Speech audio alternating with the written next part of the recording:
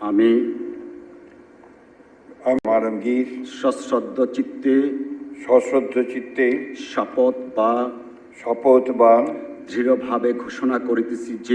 দৃঢ়ভাবে ঘোষণা করিতেছি যে আমি আইন অনুযায়ী বাংলাদেশের রাষ্ট্রপতি পদের কর্তব্য বিশ্বস্ততার সহিত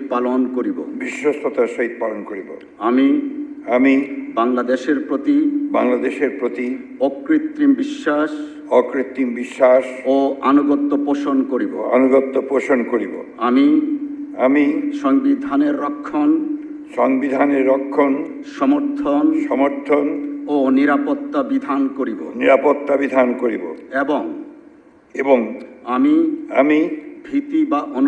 ভীতি বা অনুগ্রহ অনুরাগ বা বিরাগের বশবর্তী না হইয়া সকলের প্রতি